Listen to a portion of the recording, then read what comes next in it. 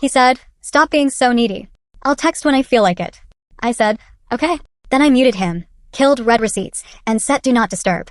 Weeks later, he banged on my door, wild eyes, asking why I ghosted 100 calls. The pounding rattled the door like a drum in a small room. "Open up," a voice yelled. "I see your car." I stood in my kitchen with a rag in my hand. My breath held still. The rag dripped. The sink hummed. The door shook again. "Open the door, Maya," he yelled. "Why won't you answer me?" I walked to the door and looked through the small eye. Nathan stood on my porch. Hair a mess. Red face. Shirt half tucked. He kept jabbing the bell. Ding. Ding. Ding. I slid the chain and opened the door 2 inches.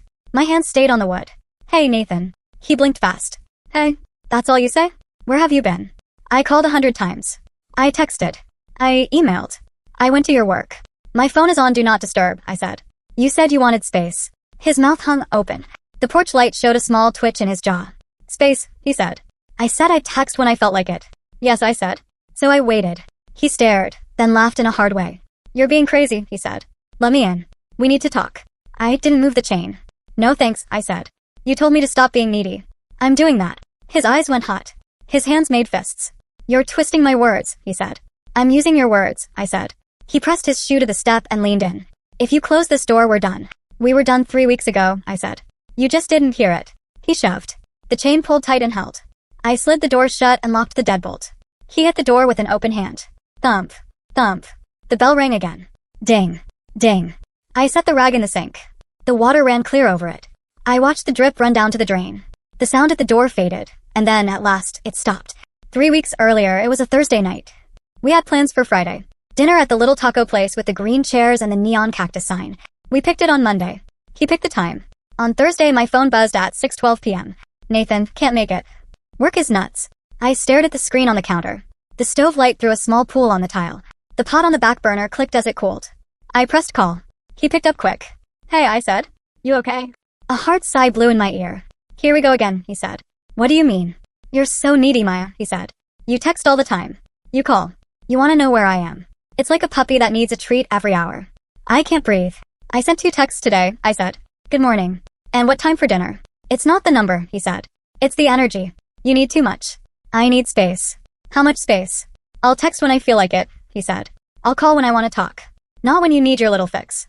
Stop being so desperate." My hand went still on the counter. The fridge hummed. "Okay," I said. "Good," he said. Finally, he hung up. I stood there in the warm kitchen light. The phone screen faded to black. The house was quiet. No clock ticked. No TV talked. I opened his chat. I pressed mute. No buzz. No ding. Then I went to read receipts. Off for him. Then do not disturb. On. Only calls from Mom, from my sister Nina, from work. That was all. He wanted space. The word looked big. It felt like a wide road with no cars on it. I set the phone face down. I set a plate for 1. I ate. I slept. The first week felt strange, like new shoes that rubbed the heel. My hand kept reaching for the phone. My thumb hovered. I set it down again. I put it in a drawer when I cooked. I left it on the dresser when I showered. I took slow walks in the evening with no music. Houses hummed. Sprinklers clicked. A dog barked behind a fence. I met Kai for coffee on Saturday morning. We sat by the window. Steam climbed from our cups. "Haven't seen Nathan," Kai said. "You too good." "We're giving each other space," I said. Kai looked at me. She knew me long. She raised one brow but did not push. "Want a cinnamon roll?" "Yes," I said. We split it. She got the big half on purpose. I smiled and let her keep it. On Sunday, I pulled out a wooden box from under the bed. Inside were little jars of screws, hooks, shiny knobs, sandpaper squares. A half-built shelf lay beside it, smooth and pale. I set the wood on sawhorses in my garage. I ran the paper over it, back and forth. The dust turned my hands soft and dull. It smelled like a pencil sharpened in school. I hummed and pushed the grid in long lines. A small blue radio on the shelf played a song about sun and rain. My phone stayed on the workbench, face down, sleeping. I did not know then, but Nathan started his when I feel like it right away. Messages stacked like bricks in a wall. Day 1, hey. Day 2, how's your day? Coffee this week? Day 3, hello? Day 4, are you ignoring me? Day 5, this is immature. Day 6, call me. Day 7, why are you doing this? Day 8, fine. Do what you want. Day 9, I'm worried. Are you okay? Day 10, my mom asked about you. Day 11, pick up your phone. Day 12, I'm done. Day 12, again I can forgive you if you say sorry. Day 13, my therapist says you're abusive. Day 14, if you don't answer, I will come over. Day 15, I'll call the police and say you're missing. Day 16, I hate this. Day 17, I love you. Day 18 please. My phone made none of those sounds. It was silent like a pond at night. He reached out to Nina on Instagram. She sent me a screen grab later. Nathan, is Maya okay? She is not answering. I am worried. Nina, ask her when you feel like it. Then Nina blocked him and sent me a winky face. I smiled into my tea. He called my office line. Donna 62, hair like a gray storm cloud, nails bold red, took the call. Donna told me at lunch. Your boy rang, she said. He tried to fish. I hung up. You want me to block the number? Yes please, I said. We split her apples. She ate hers with cheese. She offered me a bite. The cheese squeaked on my teeth. Melissa, a friend from our barbecue group, called me on a Tuesday night. Quick question, she said. Is everything okay with you and Nathan? He told folks he's worried. Says you went dark. He told me I was needy, I said. He said to stop. He said he'd text when he felt like it. The phone fell quiet. I could hear her breath. Then a small laugh. You're serious? I pressed 3 buttons, I said. Mute. No reads. Do not disturb. That's kind of brilliant, she said. Also sane. Also funny. It's not a game, I said. He asked for space. Then let him float, she said. You want to come over Friday? We're doing pizza. Kids can draw on the boxes. Yes, I said. I will bring zoo animal stickers. Of course you will, she said. Week 2 ran fast. Work. Sand the shelf. Varnish. Let it dry. Walk with Kai. Movie on the couch with Nina and a bowl of grapes and popcorn mixed. Her weird mix, my new favorite. I slept full nights. The air in my chest moved easy. On Saturday, I checked my door camera from the couch. A cat sat on my mat and blinked into the sun. I saved the clip and sent it to Nina. She sent back, his house now. I didn't open Nathan's chat. I didn't tap his name. His face sat in the list like a jar on a shelf with a tight lid. I left it shut. He did not like that. He changed tactics. He called my job again. Donna blocked him. He wrote a long post on his page with a dark gray photo and long words about toxic silence and games. He said I was cruel. He said I gave him the silent treatment to make him chase me. He said he was scared for me. He said I needed help. The comments started fast. You are a good man, one friend wrote. She doesn't deserve you, another wrote. Then a small line from Melissa popped in. Didn't you tell her to stop texting? A few more people asked the same thing. The post vanished 10 minutes later. He texted my neighbor Sam to ask if my light was on at night. Sam sent me a screenshot and a thumbs down. I brought Sam some mango slices and laughed on his porch. His dog put its head in my lap like a warm stone. Week 3 Tuesday, the pounding on my door came. You know that part.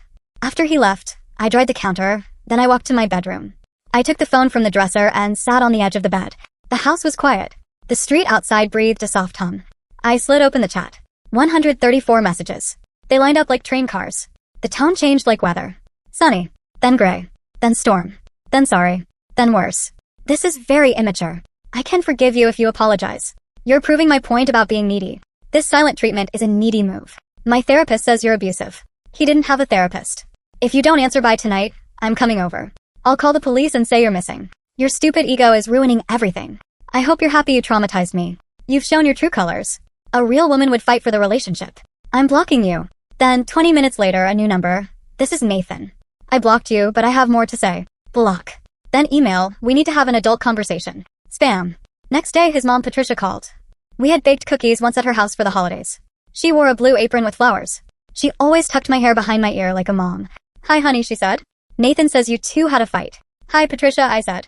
We didn't have a fight. He told me I am too needy. He said he'd text when he felt like it. So I waited. Silence. Then a soft sigh. Oh honey, he cancels dates. He keeps me on hold. He does hot, then cold. I asked for basic talking time. He called that needy. He says things like his father, she said in a small voice. We spoiled him. We made him the son. I am sorry. You're kind, I said. You're a good girl, she said. Don't let him tell you you are not. Her voice shook at the end. Take care. You too, I said. On Thursday, my foreman called. A man came to the front desk asking for you, he said. He made a scene. Call the cops if he comes back, I said. Sorry for the trouble. Donna popped into my doorway later. I told him, honey, the only unstable one is the man who shows up at a woman's job after she dropped him. He left. I took a picture of his silly face for you, but it was blurry. I laughed and she laughed, and the sound filled the office like warm air. Friday night at Melissa's, kids drew lions on pizza boxes with orange markers. Derek poured drinks. We ate at the long table with little crayon cups between the plates. Melissa touched my sleeve. He's telling people you punished him with silence. I pressed 3 buttons, I said. He told me to. She nodded. I asked him, did you or did you not tell her to stop being needy and not text unless you feel like it? He just stared. Then he said, that's not the point. Derek snorted. He'll be fine, he said. He's a big boy with a very loud mouth. Kids ran by with paper crowns on their heads. One stuck a sticker lion on my cheek. I roared like a small bear, and they shrieked and ran, and the house shook with feet and joy. Week 4 began with a strange call. I sat at my desk with a mug of mint tea. My phone glowed with a number I did not know. Hello. Is this Maya? A man's voice smooth. Yes. This is Tom. I'm calling about Nathan. Who? Nathan, he said a little softer. I'm his friend. I said. The backup plan. He's really torn up, Tom said. You owe him a talk. I looked at the mug. Steam curled up in a thin line. Tom, I said, how long have you been friends with him? Silence. Then a while. You were there when he told me I was needy. You were there when he canceled and took me off his list. You were there when he wanted space. Now he does not like the size of it. It's not like that, Tom said. He's all yours, I said. Enjoy the ride. I hung up. That afternoon, a letter came to my email. It said legal notice at the top. Words like emotional distress and deliberate neglect sat in a row like tall weeds. It looked like a form printed at home. I forwarded it to my cousin Priya, who works for a lawyer and wears cute flats and big earrings and always wins at cards. She wrote back, oh, not even letterhead. Fake. Throw it out. Then she called me and laughed for a full minute. I smiled and let the sound wash my small worry away. Still, I didn't like the banging on my door. I didn't like him at my job. I didn't like the new number, the email, the neighbor check, the mom call, the backup boy. So I went to the courthouse. The hall smelled like lemon cleaner. The floor shined. A woman at a small window slid me a stack of papers. I sat at a metal table and filled them in. Dates. Times. Screenshots. A note about the door. A note about the office. I spoke to a judge in a room that felt like a cold church. He wore a calm face and read my notes slow. He said, temporary order granted. He handed me a copy. His pen moved in a firm way. My hands shook. I said, thank you, and pressed the paper to my chest. A man from the sheriff's office served Nathan the next day. He left me a message. He has it. If he contacts you, call us. He contacted me that night. A voicemail from a new friend's phone. His voice shook and broke. A restraining order? Are you serious? He yelled. I'm the victim. You abused me. My dad knows the mayor. You're done. You are so done. I saved the message and sent it to Priya. She said, violation number 1. 2 days later, his friend Brittany came to my porch with a white envelope. She wore a hoodie and a sorry face. I can't take that, I said through the door. I know, she said. I told him this was dumb. He begged. I won't give it to you. Thanks. I'm sorry, she said. We all saw how he treated you. Hot and cold. Cancel then beg. You deserve better. He needs help, I said. I told him that for years, she said. She tucked the envelope back in her bag and left. I made tea. I stood at the window and watched rain start. It tapped the glass like small knuckles. The world smelled clean. 3 months passed. The paper became a strong thing, not just a sheet.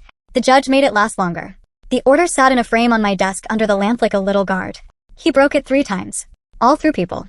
A fake page sent me a hi. A cousin of his liked 10 of my photos in a row and sent a line that said, we miss you. A new number tried again with, I can explain. I took screenshots. I logged dates. I sent them in. Little dominoes fell in a row on a clean table. Tom lasted 3 weeks. He posted a picture with Nathan at a bar with 2 green drinks. A week later, Tom posted a black square. Then he wrote a long line about self-care. Then I never saw him again. From what rolled through the grapevine, 2 more men walked into the same room and left fast. One said he could not breathe. One said she wanted a fan, not a friend. It made me a little sad and a little calm at once. People are mirrors. Some people look in and clap. Some people look in and walk. I started my own small business like a seed in a jar on the sill. A clean name. A bright logo. I made a website with big letters and plain words. Handy Maya. Small jobs. Done well. I put a picture of the shelf I built. I posted the clean lines, the gloss like a lake. The first call came from a woman named Rachel. Her kitchen drawer stuck. I fixed it in 10 minutes with a new slide and a dab of candle wax. She paid me and hugged me and gave me a bag of oranges from her tree. Work came like rain in spring. Small, then steady. I met someone too. His name was Carlos. Nurse at the clinic down the street. Kind eyes. Soft voice. Hands that knew how to hold a small, scared thing. We met when he came to fix a shelf he tried to hang in his tiny hallway. It tilts, he said, smiling. I fixed it and he made fresh lime water with little seeds at the bottom, and we sat on the stoop while the day cooled. On our second date, he said, I like how you answer texts. My ex would go days with no word. It made my chest tight. I smiled and held up my phone. I like basic, I said. I like, I'm here. I like, see you at 6. Same, he said. His hand brushed mine on the iron step. The air hummed. A bike bell rang on the street and rolled away. I went slow. I kept my doors light and easy. I laughed a lot. I slept hard. One day at the hardware store, I ran into Melissa by the screws. She looked at my basket. Another shelf, she said. Always, I said. She raised her brows. He still tells people you abused him. He's allowed his story, I said and shrugged. A little bag of anchors clicked in my hand. Derek saw him at a bar last weekend, she said. He cried to some new guy about the one that got away. I didn't get away, I said, and set the anchors in my basket. He pushed me out. Then he got mad when I stayed gone. Melissa laughed. The sound filled the aisle. We hugged quick and warm between paint chips and pliers. I learned some things. When a person says your small basic needs are too much, listen. If good morning is a weight to them, set the weight down. If what time for dinner is a chain to them, don't wrap it around your own neck. If they treat a date like a chore, let them go do chores. Some people do not want a partner. They want a crowd. They want to clap when they walk in, and silence when they turn away. They want on and off like a switch. They want eyes on them and no eyes on you. A partner stands with you in a small kitchen and stirs the pot. A partner shows up. A partner sends running late and then runs less late. A partner wraps a shelf in a towel and helps you carry it to the car. Nathan wanted a fan. I am not a fan. I am a person. The best part is I did not need a big, smart plan. I did not need a speech or a scheme. I pressed 3 buttons. Mute. No reads. Do not disturb. I let his words live. I'll text when I feel like it, he said. So I let him feel it. I let the space be real. I let the room be quiet. And in the quiet, the truth stood up and stretched and took the whole couch. Now at night, the house hums like a soft cat. The little shelf holds books with bright spines. A plant drops a green ribbon down the side. The porch light throws a warm circle on the mat. Sometimes the orange cat sits there and blinks slow like a tiny judge. I make tea.